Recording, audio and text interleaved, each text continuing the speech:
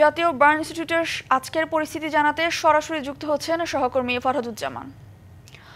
ফরহাদ, এর মধ্যে আমরা জানতে পেরেছি আরেক শিশুর মৃত্যু হয়েছে। এ ব্যাপারে আপনার কাছে আর কি তথ্য আছে আমাদের বিস্তারিত জানাবেন।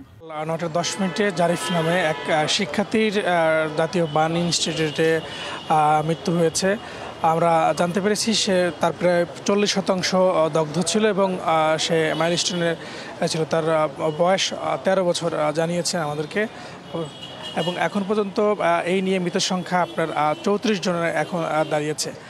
আমরা এখানকার চিকিৎসকদের সাথে কথা বলেছি এবং পরিচালকের সঙ্গে কথা বলেছি। তারা জানিয়েছেন যে বাইরের যে বিদেশি যে বিশেষজ্ঞ চিকিৎসক দল ছিল তারা আসছেন, তাদের সহ একটা বোর্ড মিটিংয়ে বসেছেন। আপনি জানেন যে গতকালকে আমাদের পরিচালক জানিয়েছিলেন যে এখানে চিকিৎসারত যারা রয়েছেন তাদের মধ্যে বেশ কয়েকজন, বিশেষ করে 13 জন কিছুটা উন্নতি হয়েছে এবং আজকে কিন্তু তাদেরকে রিলিজ দেওয়া হতে পারে কয়েকজনকে ধাপে ধাপে, এবং এর মধ্যে বেশ কয়েকজন কে আজকে হয়তো রিলিজ দেওয়া হবে এবং দুপুর নাগাদ হতে এই রিলিজ দেওয়া হতে পারে।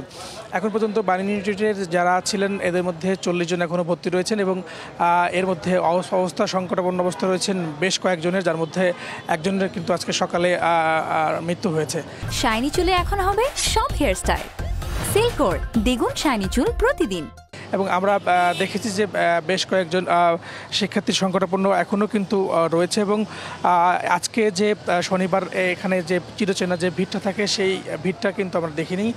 আইন শৃঙ্খলা রক্ষাকারী বাহিনী রয়েছে, তারাও কিন্তু এখানে তাদের দায়িত্ব পালন করছেন এবং ভিতরে কিন্তু আজকেও কিন্তু কাউকে প্রবেশ করতে দেওয়া হচ্ছে না। বিশেষ করে যারা বহিরাগত বা দর্শনার্থী রয়েছেন তাদের কিন্তু ভিতরে প্রবেশ করতে দেওয়া হচ্ছে না। শুধুমাত্র চিকিৎসকদের যারা দায়িত্বে রয়েছেন তাদেরকেই ভিতরে প্রবেশ করতে দেওয়া হচ্ছে এবং বোর্ড মিটিং শেষে আনুষ্ঠানিকভাবে তারা ব্রিফিং করবে এবং কখন যারা সুস্থ হয়েছেন বা অবস্থার উন্নতি হয়েছে তাদেরকে কখন রিলিজ দেওয়া হবে সেটা কিন্তু তারা আমাদেরকে জানাবে।